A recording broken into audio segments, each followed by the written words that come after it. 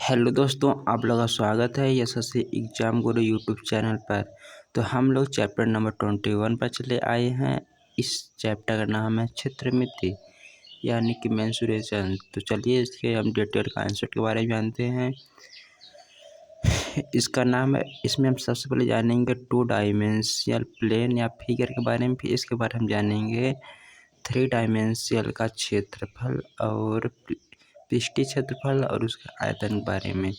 तो सबसे पहले हम चले जानते हैं 2D यानी कि टू डायमेंशन, जिसमें सिर्फ है लंबाई या चौड़ाई होती है।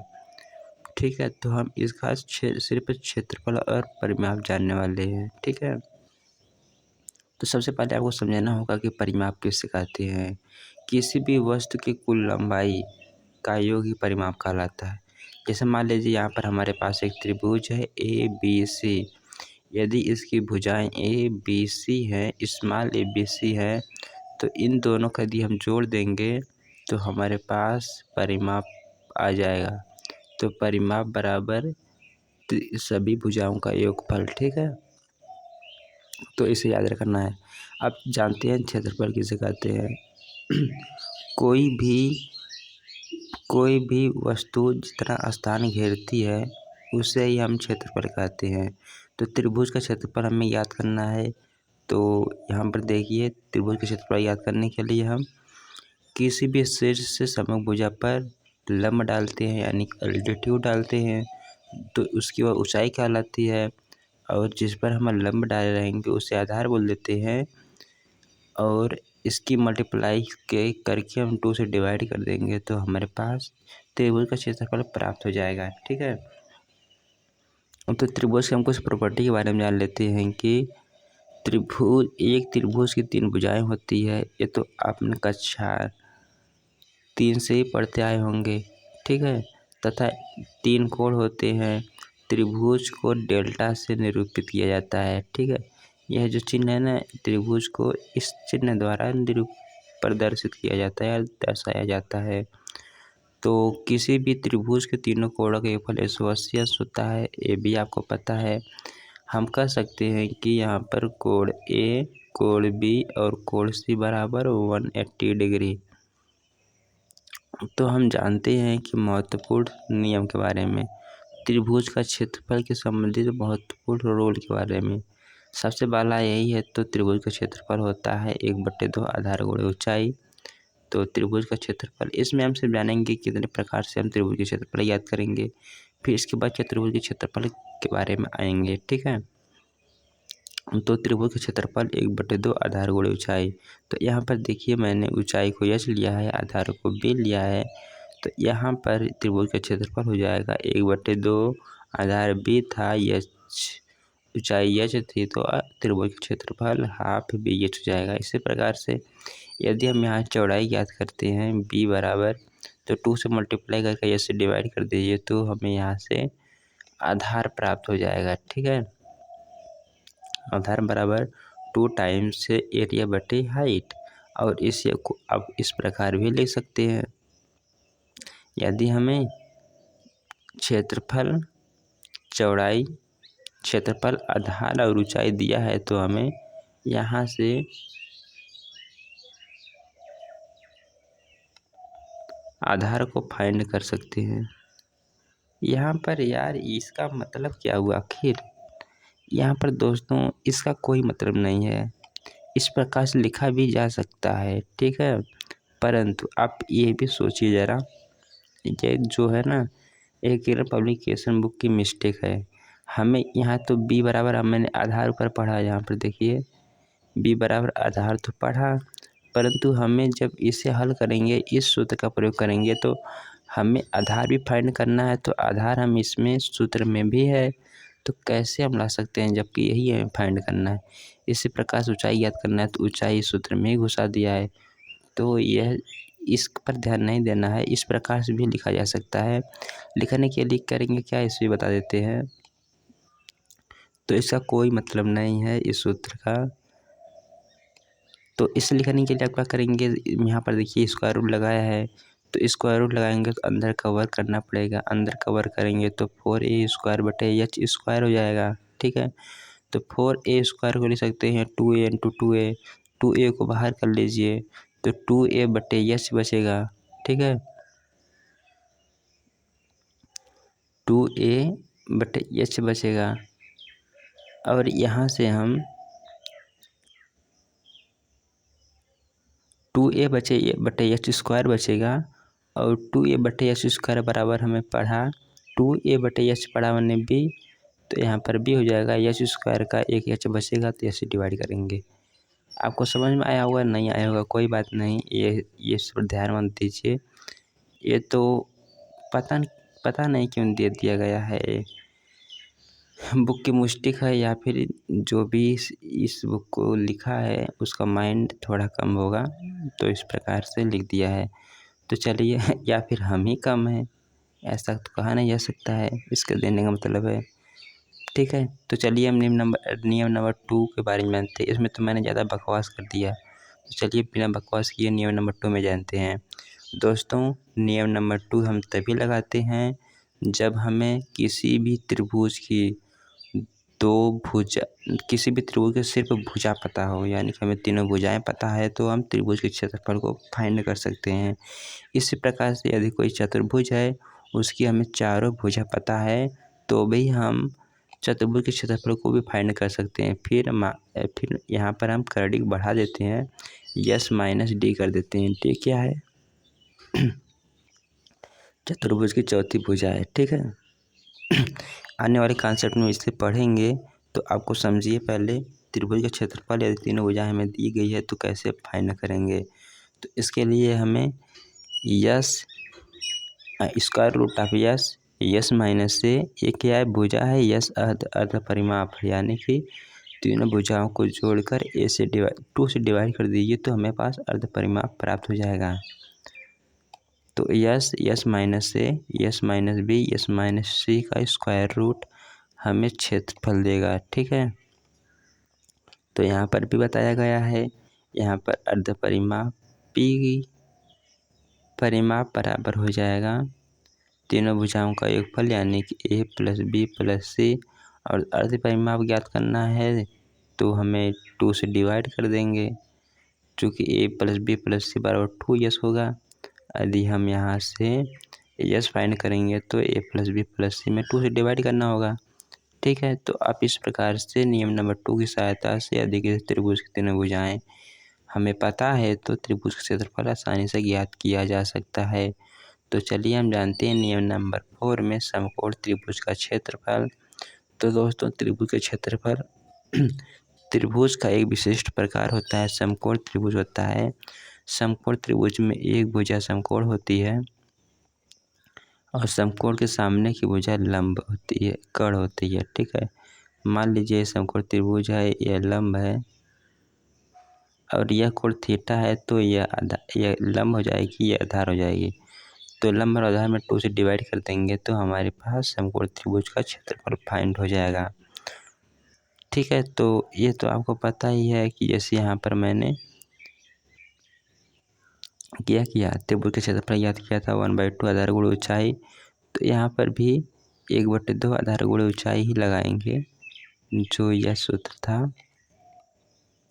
सिर्फ यही है कि जो उसकी ऊंचाई है उसका लंब हो जाएगा। ठीक है, तो चलिए हम आगे बढ़ते हैं, इसे हम मिटा देते हैं।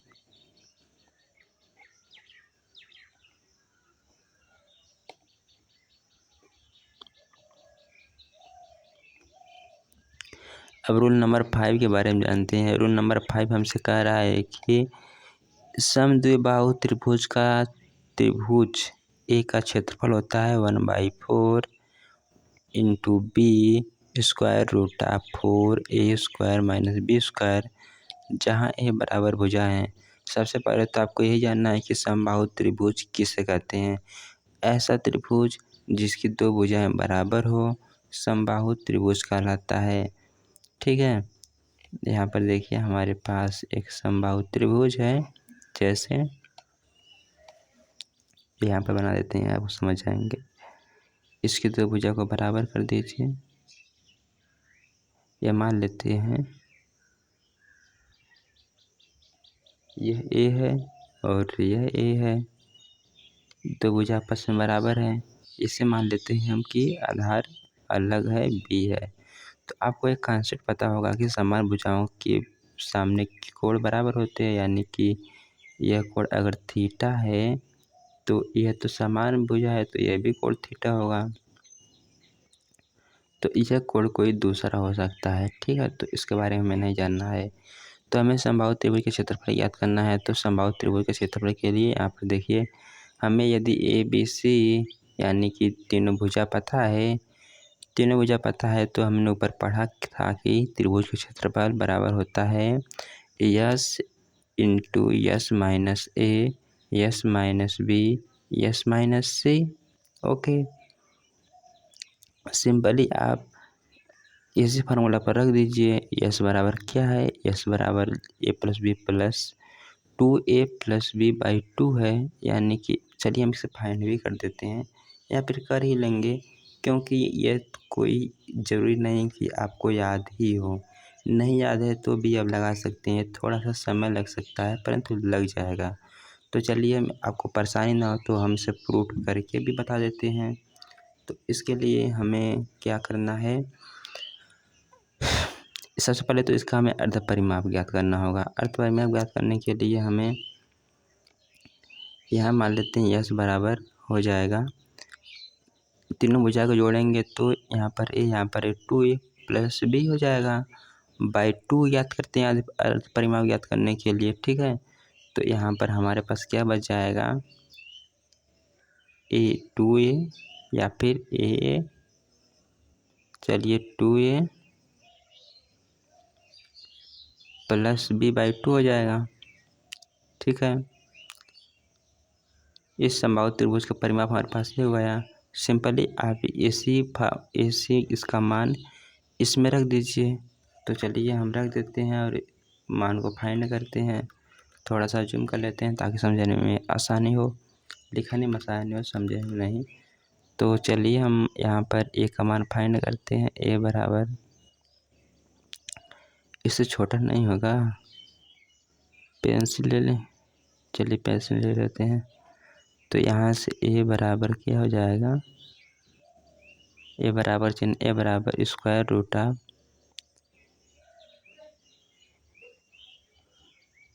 यस बराबर क्या था, यस बराबर था 2a+b/2,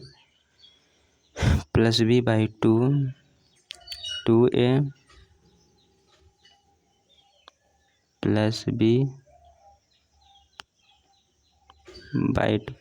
दोस्तों ये जो है ना थोड़ा सा समय लग रहा है क्योंकि हमारे पास कोई डिजिटल बोर्ड तो है नहीं। तो यस का मान मैंने रख दिया इस फार्मूला में, फिर हमारे पास रखना है यस। यहाँ पर इसे डिवाइड कर सकते हैं डायरेक्ट, तो यहाँ डिवाइड करेंगे तो क्या हमारे पास बचेगा, थोड़ा सा छोटा हो जाएगा।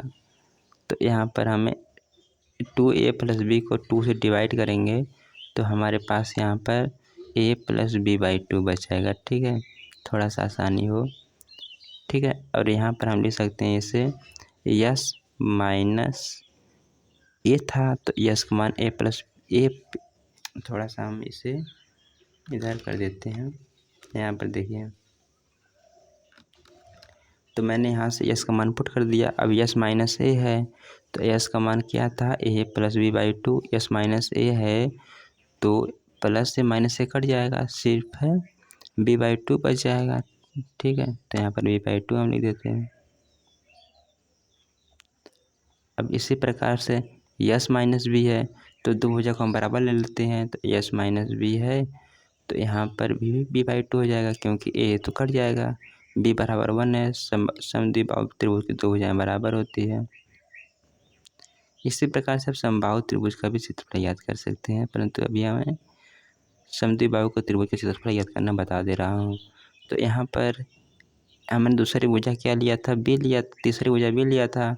तो यहाँ पर क्या हो जाएगा, a+b/2 माइनस बी हो जाएगा, ठीक है।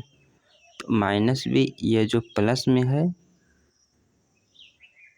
ये फिर माइनस बी है, तो माइनस बी में प्लस b/2 जोड़ेंगे तो कितना हो जाएगा, -b/2 हो जाएगा।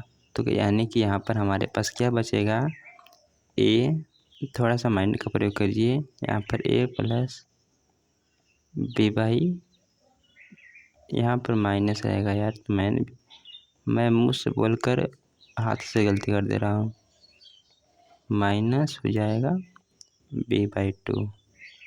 अब देखिए यहाँ पर लग गया, यहाँ b/2 है तो b/2 का वर्ग हो जाएगा, तो यहाँ पर क्या हो जाएगा, यहाँ पर देखिए दोस्तों, यहाँ पर हम 2 को भी कॉमन कर सकते हैं, तो क्या हो जाएगा, इसे हम हल करेंगे तो देखिए यहाँ पर हम इस कोष्टक में लेता हूँ, क्या हो जाता है, ए का वर्ग, ए कोष्टक में प्लस बी, कोष्टक में माइनस बी, ये b/2 बाहर चलाया करड़ी से b/2, यहाँ पर b बनाइए ना, क्यों गलती कर रहे हो, b/2। अब देखिए यहाँ पर ये तो बाहर चला आया, इतना तो लेना नहीं है, इसे मिटा ही देते हैं क्योंकि इसे हम कड़ी से बाहर ले लिए हैं, ठीक है, तो इसका तो काम हो गया। अब हमारे पास बचा कड़ी में क्या, a plus b/2 into A minus b/2, तो एक कोष्टक में a प्लस बी, एक कोष्टक में a माइनस बी होता है a का वर्ग माइनस b का वर्ग, तो यहाँ पर क्या बचेगा, a square minus b²/2।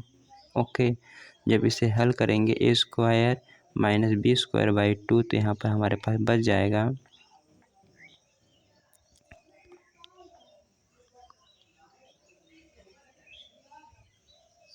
a square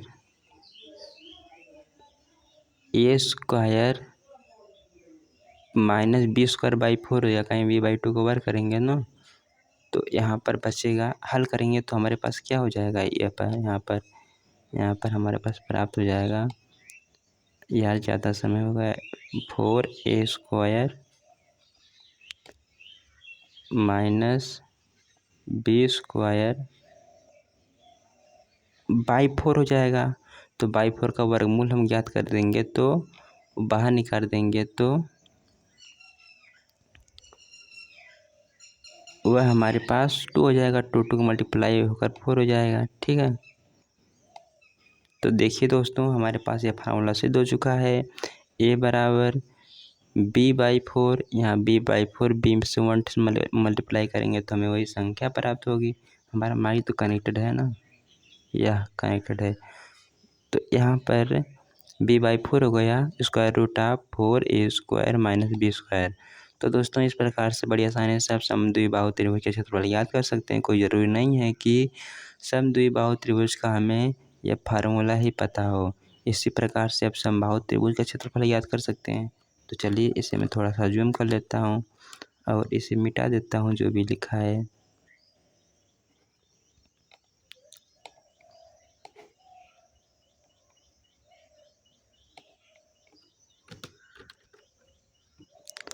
तो हम यहाँ पर आ चुके थे, समद्विबाहु त्रिभुज के क्षेत्रफल मैंने जाना किस प्रकार से आया, और इसके बाद हम जानते हैं समबाहु त्रिभुज के क्षेत्रफल के बारे में। आपको पता होगा समबाहु त्रिभुज क्या होता है, ऐसा त्रिभुज जिनकी तीनों भुजाएं बराबर होती हैं तथा प्रत्येक कोण 60 अंश के होते हैं। यदि तीनों भुजाएं बराबर हैं तो 60 अंश के ही पॉसिबल होंगे, क्योंकि समान भुजाओं के कोण बराबर होते हैं, तो यह 60 अंश होगा, सभी कोण 60 अंश के हो जाएंगे, ठीक है। तो हमें यहाँ पर देखिए, इसके यदि हम एक शीर्ष से सामने वाली भुजा पर लंब डालते हैं तो इसे 2 बराबर भागों में बांटेगा, ये क्या है, समबाहु त्रिभुज की प्रॉपर्टी है। यदि सभी भुजा हम ए ले लेते हैं तो यह जो भुजा होगा 2 बराबर भागों में बांटेगा, तो यह जो है a/2 हो जाएगा भुजा आदि, सभी भुजा मैंने ए लिया है, ठीक है। तो यहाँ पर देखिए हमारे पास प्राप्त हो गया, सभी कोण 60 अंश है, तो हमें ऊंचाई ज्ञात करनी है, तो ऊंचाई ज्ञात करने के लिए हम साइन थीटा नहीं, यहाँ पर टेन थीटा का प्रयोग कर लेते हैं, कोई भी प्रयोग कर सकते हैं, साइन थीटा का भी प्रयोग कर सकते हैं, साइन थीटा ले लेते हैं, इन भुजा और कट के बीच का हम संबंध याद करते हैं, ठीक है। तो साइन थीटा, साइन हम ले लेते हैं 60 अंश आपको पता होना चाहिए साइन 60 अंश का मान होता है कड़ी में 3/2। ठीक है, तो हम अभी ऊंचाई फाइंड कर रहे हैं कैसे आया। ठीक है, कड़ी में 3/2 बराबर हो जाएगा साइन थीटा बराबर होता है क्या, लंब बटे कड़। तो कड़ हमें लंब तो हमें फाइंड करना है और कड़ है ए। ठीक है, तो यही ऐसे याद करने के लिए हम ऐसे में इसमें मल्टीप्लाई कर देंगे, 3 मल्टीप्लाई करेंगे तो ऐसे बराबर कड़ी में 3/2 प्राप्त हो जाएगा। इसी प्रकार से अब ऊंचाई याद करनी है। इसी प्रकार से हमें एरिया याद करना है। तो एरिया क्या होता है 1/2 आधार गुण ऊंचाई। तो हमारे पास आधार भी तो ए है ना, तो ऊंचाई में हम ए से मल्टीप्लाई कर देते हैं और 2 से डिवाइड कर देते हैं, क्योंकि 1/2 आधार गुण ऊंचाई हो जाएगा। तो यहाँ पर कड़ी में 3/4 ए स्क्वायर हो जाता है और इससे हम कैलकुलेट करेंगे तो 0.4 यानी कि लगभग 0.5 ए स्क्वायर आएगा। सिंपली दोस्तों अगर लगभग में माने याद करना है तो किसी भी समबाहु त्रिभुज का एक भुजा का वर्ग करके 2 से डिवाइड कर दीजिए, क्योंकि ये लगभग आधा के बराबर है। तो लगभग में हमें समबाहु त्रिभुज का क्षेत्रफल प्राप्त हो जाएगा। तो चलिए हम पॉइंट नंबर 7 के बारे में जानते हैं। थोड़ा सा समय हो गया, यदि आपको आता है तो इसे स्किप कर सकते हैं।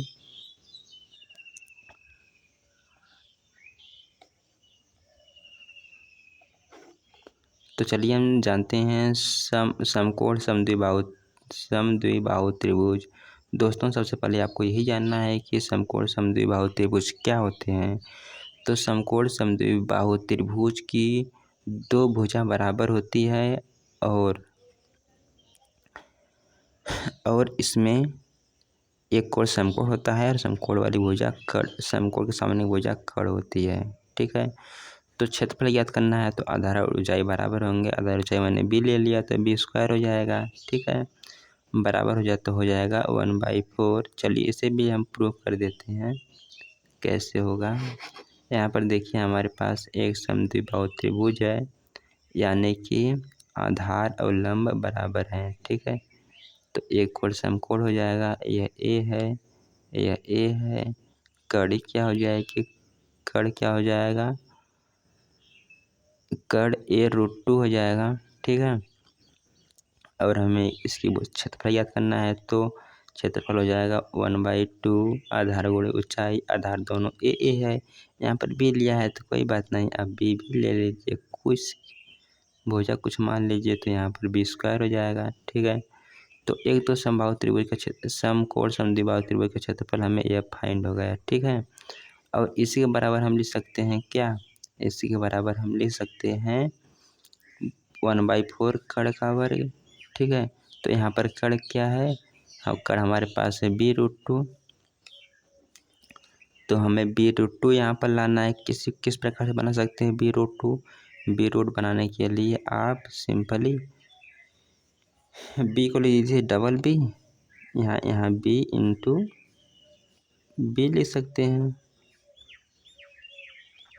ठीक है, अब 2 से गुणा 2 से मल्टीप्लाई कर दीजिए।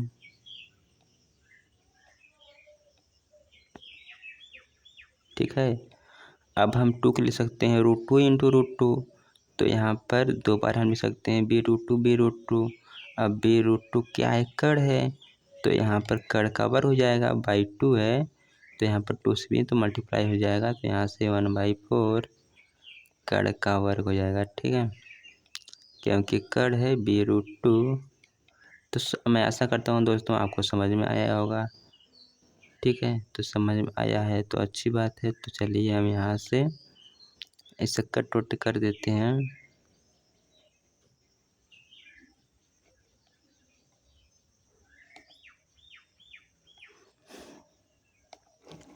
तो यहाँ पर हम ये तो आपको समझ में आ गया होगा कि समकोण समद्विबाहु त्रिभुज का क्षेत्रफल a बराबर 1/2 b स्क्वायर बराबर 1/4 कड़ का वर्ग होता है।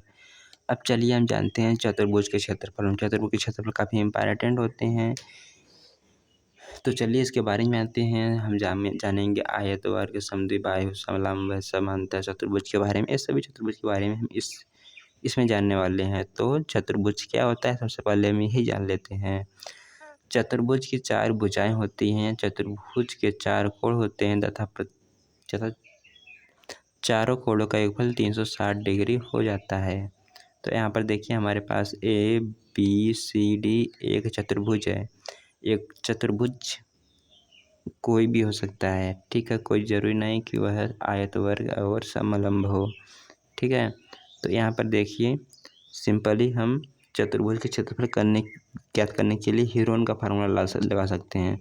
तो मैंने ऊपर बताया नहीं शायद, यह जो फार्मूला होता है ना, इसे हीरोन फार्मूला बोल देते हैं, और मैंने इसे भी बताया था।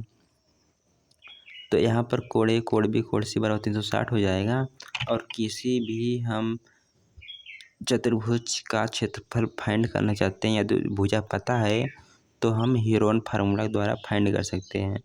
हीरोन फार्मूला क्या होता है? हीरोन फार्मूला होता है क्षेत्रफल बराबर S minus A S minus B S minus C into S minus D.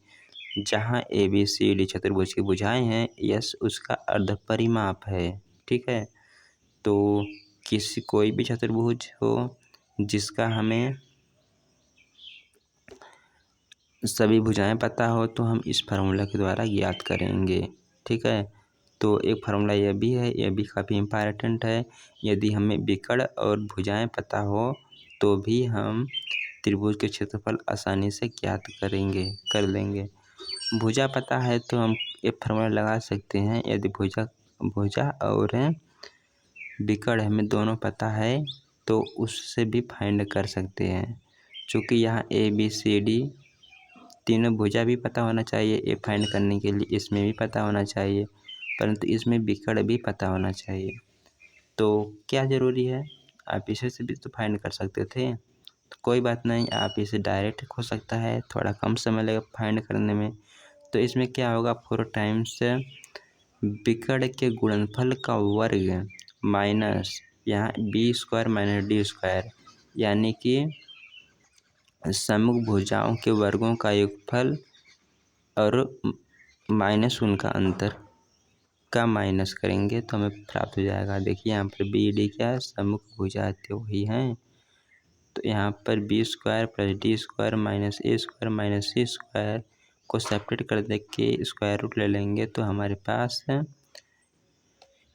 किसी भी चतुर्भुज का क्षेत्रफल प्राप्त हो जाएगा। तो जहाँ D1 और D2 चतुर्भुज के विकर्ण हैं, ठीक है। तो दोस्तों सिर्फ आपको यह ध्यान देना है, यह दो फार्मूला है, यह फार्मूला किसी भी चतुर्भुज में अप्लाई कर सकते हैं यदि उनका विकर्ण या चतुर्भुजा पता है, ठीक है। तो चलिए हम विशिष्ट चतुर्भुज के बारे में जानते हैं, आयत के बारे में। नियम नंबर 4, सबसे पहले जानते हैं आयत क्या होता है। आयत की सम्मुख भुजाएं बराबर तथा समांतर होती है और संलग्न भुजाओं के बीच का कोण 90 डिग्री होता है। बहुतों को ये नहीं पता होता है कि संलग्न भुजा किसे कहते हैं। दोस्तों संलग्न भुजा जो है ये ए है, ए के सामने जाते हैं तो यहाँ पर हमें BD प्राप्त होता है, यानी AD और DC आपस में संलग्न भुजाएं होती हैं, यानी सटी हुई भुजाएं, ठीक है। और AD के संलग्न भुजा AB हो जाती है, ठीक है। सम्मुख आती है इसके समांतर, विपरीत आती है तो भी इसके बराबर, इसके समांतर यानी कि ऊपर वाली भुजा। तो इस प्रकार से होता है। तो इसे हम मिटा देते हैं।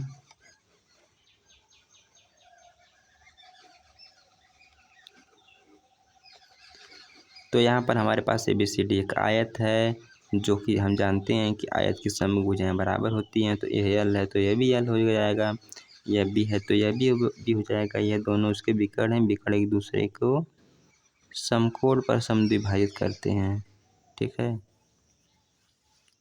समकोण पर समद्विभाजित करते हैं, ये सही है। ये शायद वर्ग में होता है, शायद इसमें किस प्रकार बनाया है, समकोण पर तो समद्विभाजित करते हैं। तो चलिए हम जानते हैं इसके क्षेत्रफल के बारे में। पहला क्षेत्रफल है कि आयत का क्षेत्रफल होता है लंबाई गुणे चौड़ाई। तो यहाँ से लंबाई और चौड़ाई दोनों फाइंड कर सकते हैं। इसी प्रकार से इसका परिमाप 2 टाइम्स लंबाई गुणे चौड़ाई हो जाता है। और यदि यहाँ से हम B से कॉमन ले लेते हैं 2B L/B + 1 हो जाएगा। यदि L कॉमन लेंगे इसमें से तो हमारे पास 2l 1 + b/l हो जाएगा। ठीक है, तो चलिए अब हम जानते हैं यहाँ पर आगे क्यों नहीं हो रहा है।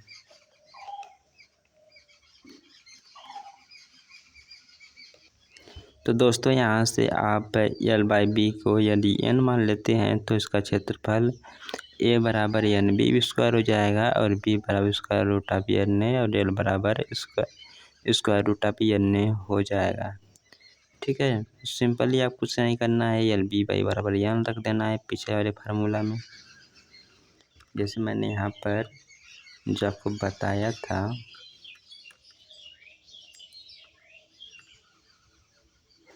यहाँ पर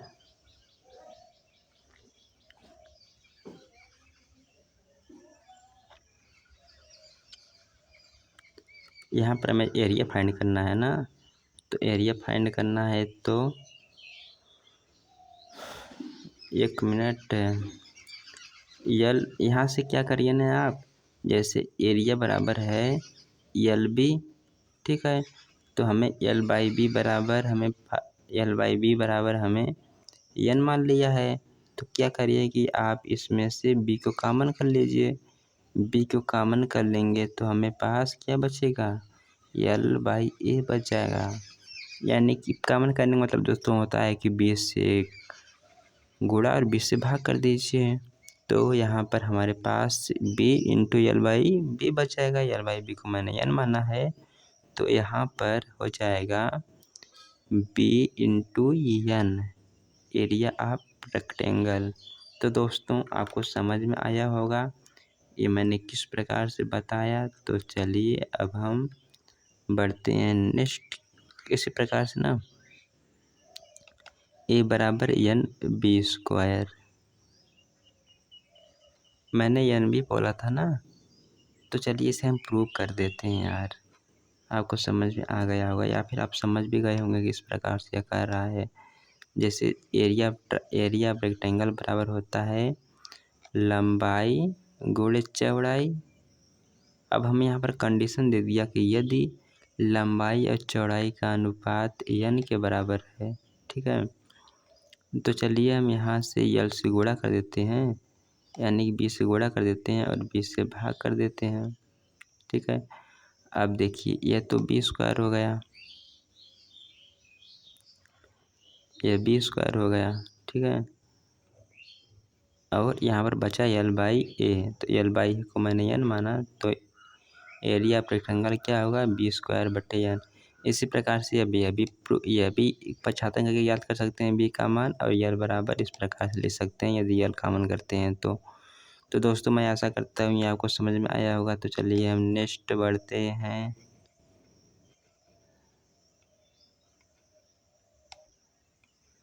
अब जानते हैं कि हम नियम नंबर 10 के बारे में, वर्ग के बारे में। वर्ग की 4 भुजाएं आपस में बराबर तथा समांतर होती हैं। समानांतर भुजाओं के बीच 90 डिग्री होता है। और आयत में भी तो एक यही कंडीशन थी, सिर्फ चारों भुजा बराबर नहीं होती थी। यहाँ पर देखिए हमारे पास ABCD एक वर्ग है। वर्ग की 2 विकर्ण एक दूसरे को समकोण पर समद्विभाजित करते हैं, सभी भुजाएं बराबर होती हैं। तो यहाँ से आप क्षेत्रफल बराबर भुजा स्क्वायर हो जाएगा, यानी कि लंबाई गुणे चौड़ाई बराबर है। तो दोस्तों देखिए यहाँ पर इस किताब में गलत दिया गया है, क्योंकि यह किरण पब्लिकेशन की बुक का मैंने फोटो खिंचाया। तो देखिए यहाँ पर लिखा गया कि चार भुजाएं आपस में बराबर होती हैं, तो यहाँ पर बराबर भी किया है l। ठीक है, तो यहाँ पर दे दिया गया है a बराबर a², यानी कि भुजा का वर्ग। तो भुजा यहाँ l माना है, तो ये कहाँ से आ गया, तो इसे भी तो ये पे रखना चाहिए था ना, तो सभी a हैं। ठीक है, तो इसे ध्यान दिए। तो भुजा स्क्वायर, और सबसे इसका बेहतरीन कॉन्सेप्ट यह है कि वर्ग हो या फिर समचतुर्भुज हो का क्षेत्रफल विकर्ण के वर्ग का आधा होता है। ठीक है दोस्तों, जब हम किसी वर्ग के विकर्ण का क्षेत्रफल ज्ञात करते हैं विकर्ण के जरिए एक, यदि हम वर्ग बनाते हैं। देखिए यहाँ पर हमारे पास यह विकर्ण है ना, AC।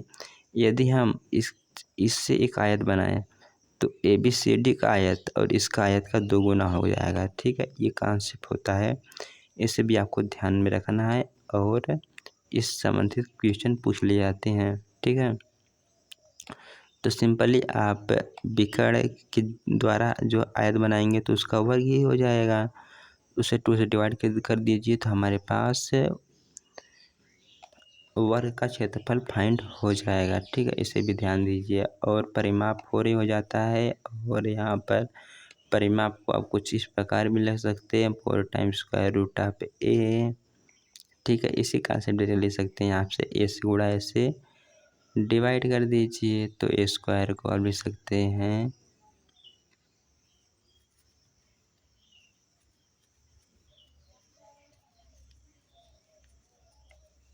यही लिखा गया है परिमाप।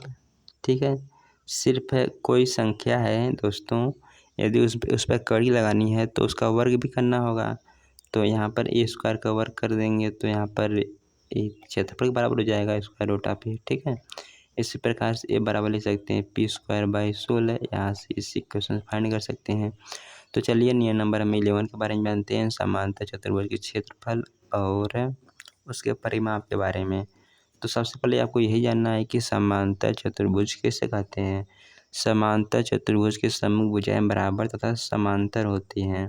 तो यहाँ पर देखिए हमारे पास ABCD एक समांतर चतुर्भुज है जिसकी सम्मुख भुजाएं L और BB हैं। ठीक है, तो आयत नहीं, समांतर चतुर्भुज का क्षेत्रफल क्या होता है, लंबाई गुणे ऊंचाई। तो हम क्या करेंगे ना कि किसी समांतर चतुर्भुज के शीर्ष से सम्मुख भुजा पर एक अल्टीट्यूड डालेंगे, यानी कि लंब डालेंगे। तो यहाँ पर हमें जिस पर लंब डालेंगे वह आधार हो जाएगा, तो यहाँ से समांतर चतुर्भुज का क्षेत्रफल हो जाएगा आधार गुणे ऊंचाई या लंबाई गुणे ऊंचाई कह सकते हैं। ठीक है, तो यहाँ पर परिमाप क्या हो जाएगा, 2 टाइम्स समांतर भुजाओं का योगफल, समांतर भुजा का योगफल नहीं, यहाँ पर संलग्न भुजाओं का योगफल बोल सकते हैं। तो इसे याद रखिए, परिमाप बराबर हो जाएगा 2 टाइम्स L इंटू बी, ये भी L है, L भी L है, 2L हो जाएगा, यह भी है, भी है, 2 भी हो जाएगा, 2 का 1 हो जाएगा, L प्लस बी हो जाता है। ठीक है, तो आपको सिर्फ यही याद रखना है कि समांतर चतुर्भुज का क्षेत्रफल होता है लंबाई गुणे ऊंचाई, और ऊंचाई ज्ञात करने के लिए हम किसी एक शीर्ष से सम्मुख भुजा पर अल्टीट्यूड डाल देते हैं। अल्टीट्यूड फाइंड करने के लिए आप पाइथागोरस थ्योरम लगा सकते हैं। ठीक है, तो इस प्रकार से आप समांतर चतुर्भुज का क्षेत्रफल फाइंड कर सकते हैं। तो चलिए नियम नंबर हम 12 के बारे में जानते हैं। यार काफ़ी टाइम हो गया ना, 7-8 हो गया, कम से कम 40 मिनट हो गया होगा। तो चलिए हम समचतुर्भुज के क्षेत्रफल के बारे में जानते हैं। सबसे पहले आप आपको जानना है कि समचतुर्भुज का क्षेत्रफल क्या होता है। समचतुर्भुज का क्षेत्रफल, समचतुर्भुज क्या होता है, समचतुर्भुज की चारों भुजाएं बराबर होती हैं और विकर्ण आपस में बराबर नहीं होते हैं। ठीक है, तो चलिए इसके कॉन्सेप्ट के बारे में जानते हैं कि समचतुर्भुज की चारों भुजाएं आपस में बराबर हो तथा संलग्न भुजाओं के बीच का कोण 90 डिग्री न हो। तो यहाँ पर देखिए समचतुर्भुज का क्षेत्रफल होता है विकर्णों का गुणनफल बाई 2। मैंने बताया यदि ठीक है, इसे आप याद रखिए कि इसी प्रकार से सिद्ध हुआ है कि समचतुर्भुज का क्षेत्रफल विकर्णों का योगफल बाई 2 होगा और परिमाप 4L के बराबर हो जाता है। यहाँ से लंबाई फाइंड करेंगे तो क्या हो जाएगा, 1/2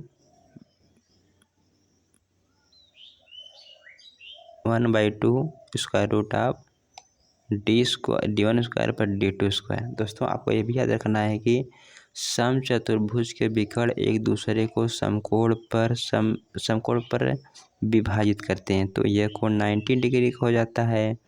ठीक है, 90 डिग्री पर समद्विभाजित करते हैं। ठीक है, यदि विकर्ण D मान लेते हैं, यह विकर्ण जो है यह विकर्ण D1 है, मैंने मान लिया, किस प्रकार से आया इसे मैं प्रूफ कर देता हूँ, और इसके विकर्ण को मान लेता है यह D2 है। ठीक है, अब यहाँ पर समकोण पर विभाजित करते हैं तो यह तो कर्ण हो जाएगा। कर्ण क्या है? लंबाई है, ठीक है। और यह क्या हो जाएगा? एक आधार एक आधार मान लेते हैं और एक लंब मान लेते हैं। यह मान लेते हैं यह d1/2 हो जाएगा, यह d2/2 हो जाएगा, ठीक है। तो आपको पाइथागोरस थ्योरम लगाना है कि लंब बराबर कर्ण बराबर क्या हो जाएगा? स्क्वायर रूट ऑफ लंब का वर्ग प्लस आधार का वर्ग। तब वर्ग करेंगे तो क्या हो जाएगा? d1 स्क्वायर/4 प्लस d2 स्क्वायर/4 और 1/4 का स्क्वायर रूट ले लेंगे तो 1/2 हो जाएगा। तो मैं आशा करता हूँ ये आपको समझ में आया होगा। तो चलिए हम इसके नेक्स्ट कॉन्सेप्ट के बारे में जानते हैं। दोस्तों, आपको पता होना चाहिए कि आयत के विकर्ण भी एक दूसरे को समकोण पर समद्विभाजित करते हैं। समचतुर्भुज के भी और वर्ग के भी, ठीक है। तो चलिए हम पॉइंट नंबर 13 के बारे में जानते हैं, समलंब चतुर्भुज का क्षेत्रफल। तो दोस्तों, आपको सबसे पहले ये जानना है कि समलंब चतुर्भुज किसे कहते हैं। ऐसा चतुर्भुज जिसकी दो भुजाएं समांतर हो, ठीक है, ये याद रखना है। वह चतुर्भुज जिसमें कोई दो भुजा समांतर हो समलंब चतुर्भुज होता है। दोस्तों, यहाँ पर लिखा है कोई दो भुजा क्या हो सकती है? सम्मुख भुजा हो सकती है, अन्यथा वो समांतर तो हो ही नहीं सकते, ठीक है। तो इसका क्षेत्रफल क्या होता है? इसका क्षेत्रफल होता है 1/2 समांतर भुजाओं का योगफल गुणे उनकी बीच की दूरी। तो यहाँ पर देखिए, यहाँ पर BC और AD दो भुजा क्या है? समांतर हैं, ठीक है। बराबर नहीं होती, सिर्फ समांतर होती हैं। यहाँ पर AB और CD भी दो भुजा हैं। तो यह क्या का क्षेत्रफल होता है? तो समांतर भुजाओं को जोड़ लेंगे। यह A है, यह B है, और ऊंचाई किसी एक बिंदु से दूसरी भुजा पर अल्टीट्यूड डालेंगे, ऊंचाई हो जाएगी। तो यहाँ से उसका क्षेत्रफल होता है हो जाएगा 1/2 समांतर भुजा को एक फल यानी कि A+B इंटू ऊंचाई h हो जाता है।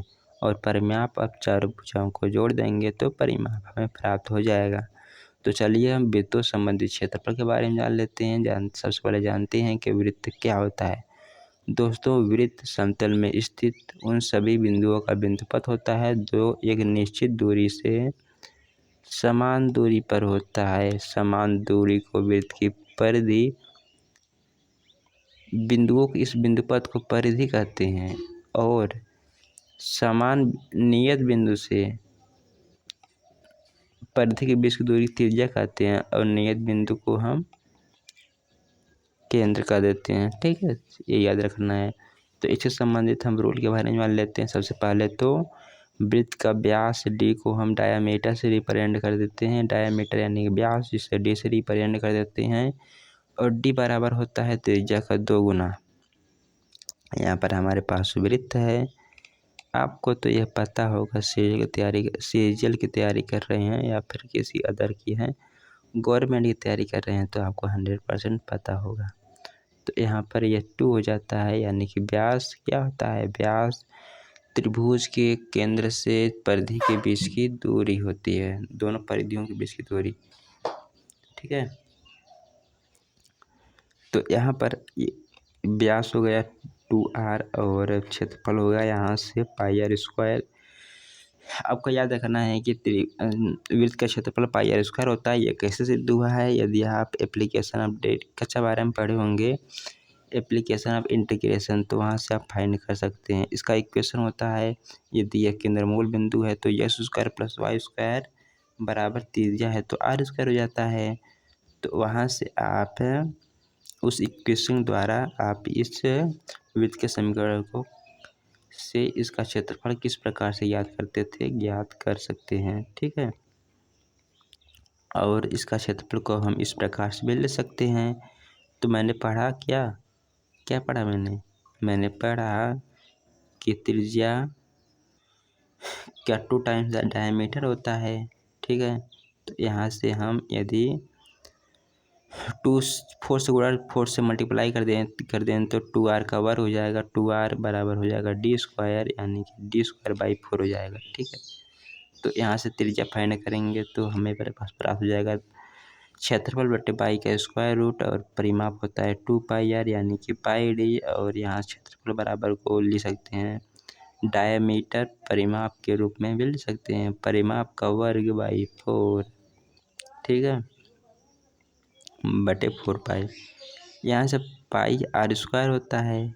ठीक है, परिमाप। अब यहाँ से हमें क्षेत्रफल ज्ञात करना है, तो क्षेत्रफल के लिए तो हमें r स्क्वायर से गुणा r स्क्वायर से भाग करना होगा, तो पाई स्क्वायर 2/पाई हो जाएगा। ठीक है,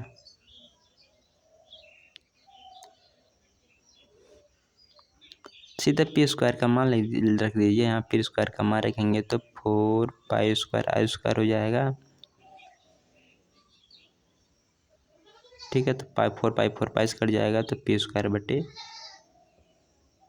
हमें पाई स्क्वायर फाइंड हो जाएगा। ठीक है, इस प्रकार से कर सकते हैं, और परिमाप स्क्वायर रूट ऑफ 4a हो जाता है। तो चलिए अब अर्धवृत्त के बारे में जानते हैं। अर्धवृत्त का क्षेत्रफल क्या होता है? अर्धवृत्त का क्षेत्रफल वृत्त के क्षेत्रफल का आधा होता है। सबसे पहले जानिए अर्धवृत्त क्या होता है। अर्धवृत्त जो व्यास द्वारा काटा जाता है। अर्धवृत्त व्यास वृत्त को 2 बराबर भागों में काटता है, और एक भाग क्या कहलाता है? अर्धवृत्त कहलाता है। ठीक है, यहाँ पर वृत्त का व्यास है, इसका ऊपर वाला भाग या नीचे वाला भाग को हम अर्धवृत्त बोल देते हैं। तो उसी का क्षेत्रफल होता है पाई r स्क्वायर में रूट से डिवाइड कर दीजिए, तो हमें अर्धवृत्त का क्षेत्रफल प्राप्त हो जाएगा। परिमाप ज्ञात करना है, तो परिमाप क्या हो जाएगा? अर्धवृत्त पूरे वृत्त का परिमाप हो जाता है 2πr। अर्धवृत्त का परिमाप ज्ञात करने के लिए 2 से डिवाइड कर देंगे तो πr हो जाएगा। और दोस्तों आपको ऊपर बच जाएगा त्रिज्या, यानी कि डायामीटर बच जाएगा। डायामीटर बराबर 2r हो जाता है। तो इसे कैलकुलेट करेंगे तो पाई का मान 22/7 रखेंगे तो 36/7 इंटू r हो जाता है। तो चलिए हम नियम नंबर 5 के बारे में जानते हैं। नियम नंबर 5 है चाप की लंबाई। चाप की लंबाई हो जाता है आपका रेडियन बटे 2πr। ठीक है, कोण को रेडियन में लीजिए और 2πr से मल्टीप्लाई कीजिए, तो हमें यहाँ पर चाप की लंबाई प्राप्त हो जाती है। रेडियन में कन्वर्ट करने के लिए आप 180 डिवाइड करते हैं, तो थीटा बटे 360 गुणे 2πr, या फिर इस प्रकार ले सकते हैं थीटा आ, जहाँ थीटा क्या है? रेडियन में है, इसे भी याद रखिए।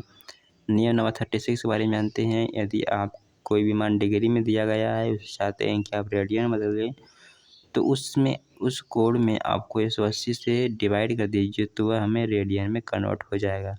जैसे मान लीजिए यह जो कोण है, थीटा का मान 60 अंश है, 60 अंश को हमें रेडियन में कन्वर्ट करना है।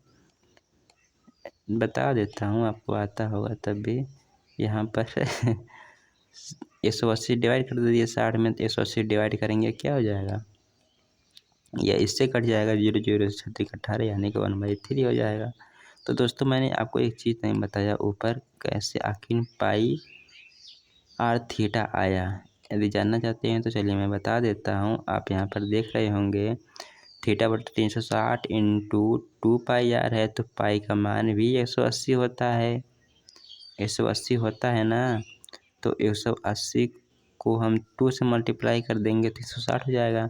तो यहाँ से 360 कट जाएगा, तो बचा क्या? Theta r। तो वही थीटा r तो लिखा है।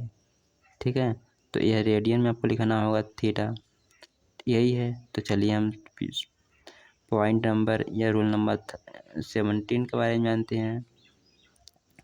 वृत्तखंड का क्षेत्रफल क्या होगा? उसी हम 2πr जहाँ मल्टीप्लाई करते थे, वहीं पर रेडियन में पाई r स्क्वायर से मल्टीप्लाई कर देंगे। तो जब इसे आप हल करेंगे तो हमारे पास पाई का मान 180 होता है, तो 180 दूनी 360, 2 से कट गया, तो यहाँ पर क्या बचा हमारे पास? Theta by 2 into r square. ठीक है, चाप की लंबाई, तो यहाँ पर हमें चाप की लंबाई 2πr करना है। ठीक है, 2 पाई आर।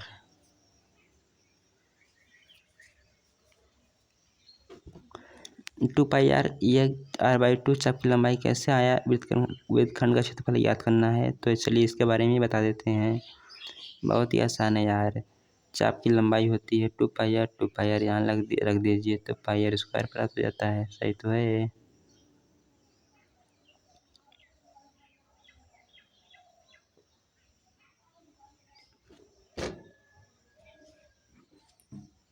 θ/360 इंटू 2 पाई आर, यही लिखा गया है।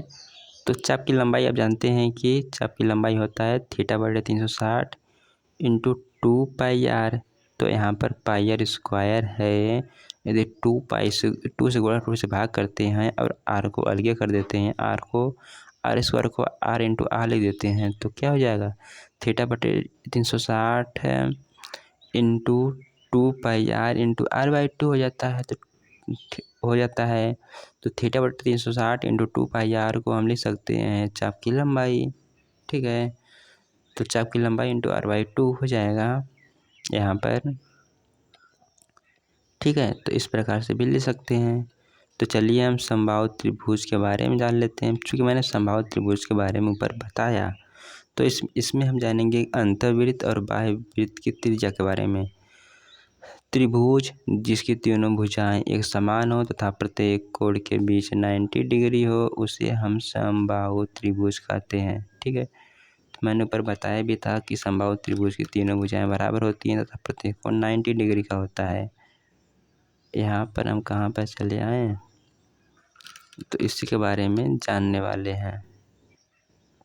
थोड़ा सा जूम आउट कर देते हैं।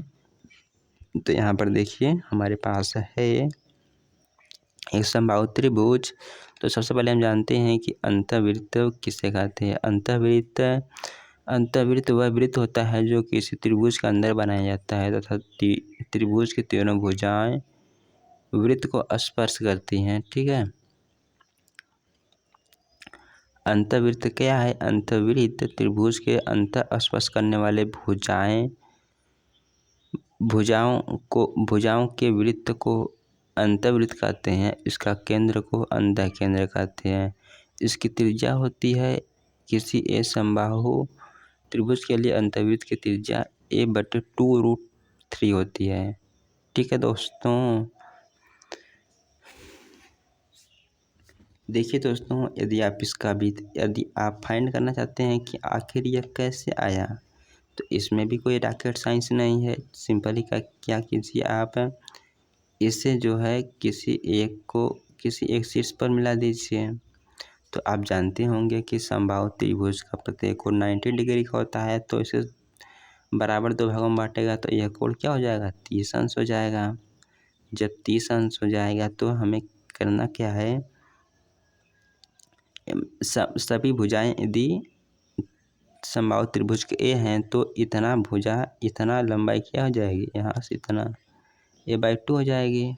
यहाँ बिंदु डी को ले लेते हैं, डी सी भुजा a/2 हो जाएगी। तो यहाँ से हम sin 30 अंश याद कर लेते हैं। sin 30 अंश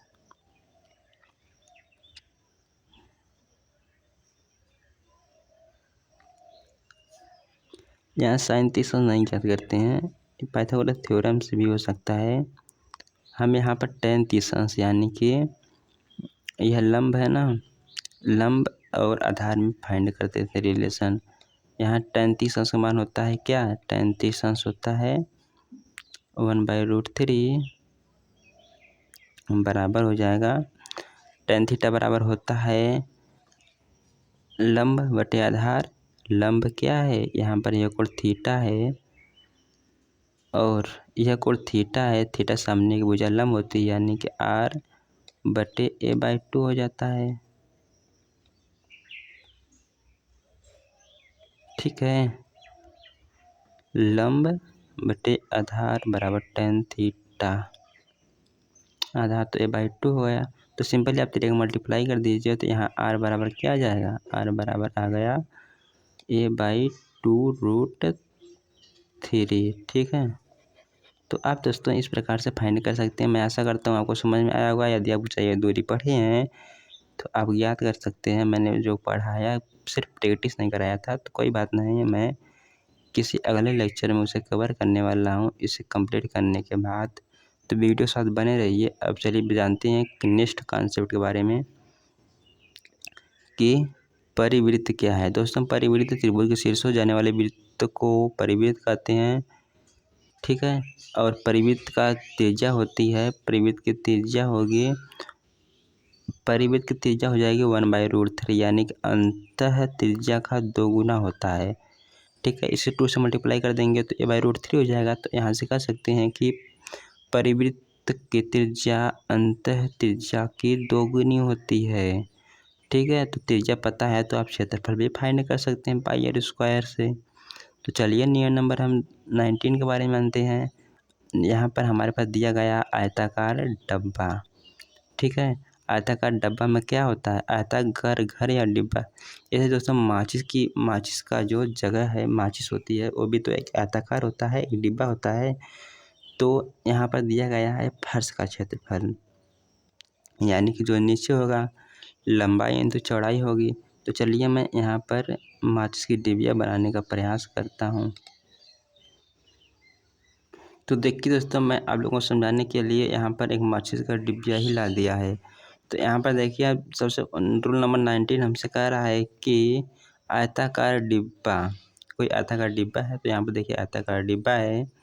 तो यहाँ पर फर्श का क्षेत्रफल क्या है, लंबाई गुणे चौड़ाई। तो यहाँ पर हम मान लेते हैं कि जो ये निचली सतह है ए वाली, इसकी लंबाई है, ए वाली सतह बोल रहे हैं, इसकी लंबाई है यल है, ठीक है,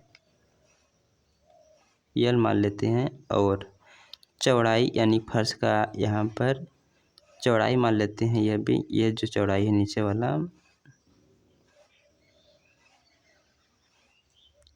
यह चौड़ाई जो नीचे वाला है, ठीक है, इसे मान लेते हैं कि यह बी है। और जो ऊंचाई है इसे मान लेते हैं हमें यह अच्छा है, इसकी ये ऊंचाई जो है ये अच्छा है, ये वाली, ठीक है। तो अब देखिए यहाँ पर कहा गया है कि फर्श का क्षेत्रफल, जो कि आपको पता होगा कि यह एक आयत, इसका जो फर्श होगा आयत होगा, और आयत का क्षेत्रफल होता है लंबाई गुणे चौड़ाई। तो यहाँ से क्या हो जाएगा, यल इंटू बी, लंबाई क्या है, लंबाई यल चौड़ाई बी है, तो फर्श का क्षेत्रफल लंबाई गुणे चौड़ाई हो जाएगा। अब यहाँ पर 4 दीवारों का क्षेत्रफल, ठीक है। तो दोस्तों 4 दीवारी का मतलब यह है कि यह जो भाग है और यह भाग है और इसके अपोजिट है जो, और जो इसके अपोजिट है का क्षेत्रफल। तो दोस्तों यहाँ से आप देख रहे होंगे कि इस भाग का क्षेत्रफल, यह जो दीवार है इसका क्षेत्रफल क्या हो जाएगा, ऊंचाई इंटू लंबाई, यानी कि यल इंटू एच। यह 2 टाइम्स होगा क्योंकि इधर भी उतना होगा।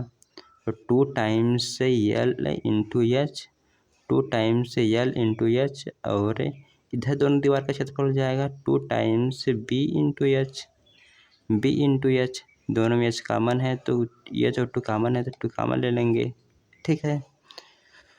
तो हमें 4 दीवारों का क्षेत्रफल प्राप्त हो जाएगा। अब हमें क्या करना है, 4 दीवारों तथा फर्श का क्षेत्रफल, कुछ नहीं करना है, इसमें सिर्फ फर्श का क्षेत्रफल ऐड कर दीजिए। फर्श का क्षेत्रफल लंबाई गुणे चौड़ाई, और 4 दीवारों का तथा फर्श तथा छत का क्षेत्रफल, फर्श तथा छत का क्षेत्रफल याद करना है। तो छत का क्षेत्रफल क्या हो जाएगा, छत का क्षेत्रफल भी लंबा आधार के जो फर्श के क्षेत्रफल के बराबर हो जाएगा, यानी कि 2 टाइम्स यल भी हो जाएगा। तो यहाँ सिंपली आप इसमें 2 टाइम्स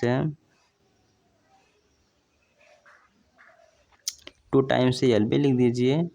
तो यहाँ पर सिर्फ यल बी ऐड कर दीजिए, तो यहाँ 2 टाइम्स यल बी हो जाएगा। तो यहाँ से हमारे पास 4 दीवारों फर्श और छत का क्षेत्रफल हो जाएगा। यहाँ पर 2 कॉमन कर दीजिए तो क्या बचेगा, L H into L B plus B L आ जाएगा, ठीक है। तो दोस्तों मैं आशा करता हूँ यह आपको समझ में आया होगा कि किस प्रकार से यहाँ पर बताया गया था कि किसी आयताकार डिब्बा है तो उसकी फर्श का क्षेत्रफल, 4 दीवारों का क्षेत्रफल, छत का क्षेत्रफल किस प्रकार से फाइंड कर सकते हैं, ठीक है। तो चलिए नियम नंबर हम 20 के बारे में जानते हैं। तो नियम नंबर 20 हमसे कहता है कि सामान्य बहुभुज का क्षेत्रफल क्या होता है। सामान्य बहुभुज का क्षेत्रफल 1/2 कुल भुजा इंटू अंतर्वृत्त की त्रिज्या। अंतर्वृत्त क्या होता है ये भी आपको पता होना चाहिए। अंतर्वृत्त समबाहुभुज सामान्य बहुभुज के स्पर्श करने वाले वृत्त का केंद्र अंतर्वृत्त हो जाता है। ठीक है, तो ध्यान देना है कि सामान्य बहुभुज का क्षेत्रफल क्या होता है। सामान्य बहुभुज का क्षेत्रफल 1/2 कुल भुजाएं इंटू अंतर्वृत्त की त्रिज्या हो जाती है। ठीक है, तो चलिए हम जानते हैं पॉइंट नंबर 21 के बारे में। अगर सामान्य षष्ठकोण का क्षेत्रफल याद करना है। षष्ठकोण क्या होता है, जिसका 6 भुजा होती है। ऐसा बहुभुज जिसमें 6 भुजा होती है षष्ठकोण कहलाता है। सामान्य षष्ठकोण मतलब सभी भुजाएं बराबर हैं। तो यहाँ पर क्या हो जाएगा कि क्षेत्रफल 3√3/2 इंटू भुजा का वर्ग। हम क्या करेंगे 6 इंटू अंतर्वृत्त की त्रिज्या से मल्टीप्लाई कर देंगे और उसका आधा कर देंगे, तो हमें सामान्य षष्ठकोण का क्षेत्रफल प्राप्त हो जाएगा, जो लगभग 2.5 इंटू भुजा स्क्वायर के बराबर होता है। तो नियम नंबर 22 के बारे में जानते हैं। सामान्य अष्टभुज का क्षेत्रफल, अष्टभुज है तो 2 इंटू √2 + 1 इंटू भुजा स्क्वायर होता है। तो दोस्तों आपको सिर्फ इस टेबल को याद रखना है। टेबल क्या है कि सामान्य भुजा कुल भुजा सामान्य भुजाओं के आधार पर क्या है, यहाँ पर बताया गया है कि कितनी भुजा के आधार पर इसे डिफाइन किया गया है। जैसे त्रिभुज है, वर्ग है, पंचभुज है। सामान्य भुजा मतलब यही है कि चारों भुज सभी भुजाएं इतना है बराबर हैं। और क्षेत्रफल आपको याद रखना है कि त्रिभुज का क्षेत्रफल होता है भुजा स्क्वायर का 2.4। ठीक है, इसी प्रकार से वर्ग का होता है 1 इंटू यस स्क्वायर, भुजा स्क्वायर का 1 गुना। और पंचभुज है तो उसका क्षेत्रफल 1/1.7 गुना भुजा स्क्वायर का। षष्ठकोण है तो 2.5 गुना। आप यहाँ पर देख रहे होंगे कि किस प्रकार से बढ़ रहा है। यहाँ पर 0.4 से 1 हुआ, कि 0.6 बढ़ा, फिर यहाँ से 1 से 1.7 हुआ, तो वहाँ पर देखिए 1.7 बढ़ गया। फिर यहाँ से 0.6 0.7, फिर 1.7 से 2.5 हो गया, यानी कि यहाँ पर 1.8 बढ़ा। ठीक है, आप देख रहे होंगे एक यह क्या है समांतर श्रेणी बन रही है।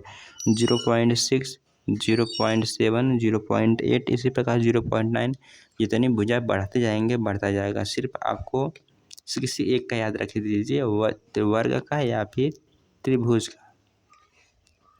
तो आप यहाँ से बड़ी आसानी से किसी भी बहुभुज सामान्य बहुभुज का क्षेत्रफल प्राप्त कर सकते हैं। ठीक है, तो देखिए यहाँ पर शतभुज का क्षेत्रफल है 3.6 एक्स स्क्वायर, यानी कि भुजा स्क्वायर का 3.6 गुना। और इसी प्रकार अष्टभुज का है 4 भुजा स्क्वायर का 4.8 गुना। नवभुज का है भुजा स्क्वायर का है 6.1 गुना। और दशम भुज का है भुजा स्क्वायर का 7.6 गुना। यानी कि यदि किसी 10 भुज का भुजा 10 सेंटीमीटर है तो उसका क्षेत्रफल क्या हो जाएगा।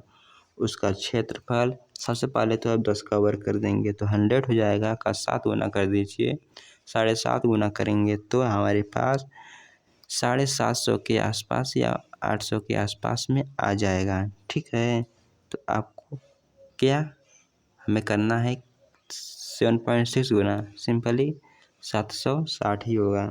तो 760 सेंटीमीटर स्क्वायर उसका दशमभुज का क्षेत्रफल प्राप्त हो जाएगा। तो मैं आशा करता हूँ दोस्तों यह टेबल आपको समझ में आया होगा। तो चलिए हम आगे बढ़ते हैं। अब जानते हैं चक्रीय चतुर्भुज के बारे में। इससे पहले n भुजाओं वाले बहुभुज का शीर्ष थीटा है, तो थीटा क्या हो जाएगा n-2/n/180। दोस्तों यह कुछ नहीं है, मैंने पीछे बताया था बहुभुज वाले क्षेत्रफल में कि हमें अंत त्रिज्या ज्ञात करनी है किसी बहुभुज की। तो इसके लिए हम क्या करते हैं 180 में से बाई कोण को घटा देते हैं, यानी 180 माइनस 360/n कर देते हैं। ठीक है, तो दोस्तों ये कुछ नहीं, यही लिखा गया है। यहाँ पर देखेंगे 180 कॉमन लेंगे तो 1 - 2/n हो जाएगा, और जब इसे हल करेंगे 1 - 2/n को n - 2/n हो जाएगा। ठीक है, तो अंतःकोण यानी कि शीर्ष कोण इस प्रकार से आप फाइंड करते हैं। और सभी कोणों का योगफल क्या हमें किसी बहुभुज के सभी कोणों का योगफल मैंने क्या बताया था, n 180 n - 2 गुणे 180 बताया था। तो इस प्रकार से सभी कोणों का योगफल भी याद कर सकते हैं। यदि समबाहुभुज है तो भुजाओं से अंतःकोण में मल्टीप्लाई कर सकते हैं। तो चलिए हम नियम नंबर 23 के बारे में जानते हैं। 23 है चक्रीय चतुर्भुज है।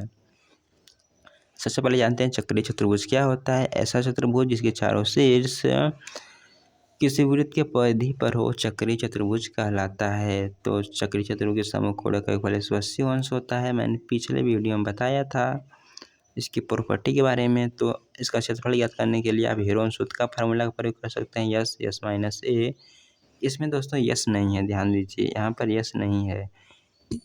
यहाँ पर मैंने ऊपर एक प्रॉपर्टी पढ़ाई थी, थोड़ा सा एनालिसिस कर लें। उसमें क्या था, चतुर्भुज के क्षेत्रफल में, तो यहाँ पर था S into S minus A. देखिए यहाँ पर इस चतुर्भुज क्षेत्रफल में है S minus A, S minus B, S minus C into S minus D. S भी है, परंतु इसमें क्यों नहीं है यार। ये तो भी एक चतुर्भुज ही है, परंतु चक्रीय चतुर्भुज है।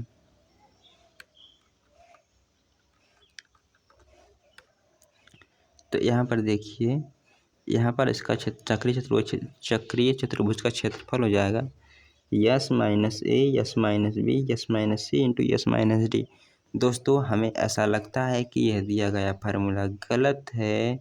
आप थोड़ा सा गूगल पर सर्च कर लीजिएगा, यहाँ पर एक यस भी रहेगा। तो क्योंकि मैंने पीछे पढ़ा था कि किसी भी चतुर्भुज का क्षेत्रफल होता है S into S minus A, S minus B, S minus C into S minus D, जहाँ ए बी सी डी चतुर्भुज की भुजाएं हैं। अर्ध परिमाप a plus b plus c by 2 है, और सभी कोणों का योगफल 360 अंश के बराबर होता है। ठीक है, तो आप इसे देखिए, अगर नहीं है तो कोई बात नहीं, मैं भी कंफ्यूज में हूँ, बताऊँगा इसे किसी दूसरे वीडियो में बता दूँगा। कल की वीडियो में 3D का वॉल्यूम और क्षेत्रफल यानी सरफेस एरिया फाइंड करना बताऊँगा। ठीक है, तो दोस्तों अब यहाँ पर कुछ महत्वपूर्ण रूल हैं, तो यह रूल हम अगले वीडियो में डिस्कस करते हैं। आज के लिए इतना ही, मिलते हैं अगले वीडियो में। Bye bye.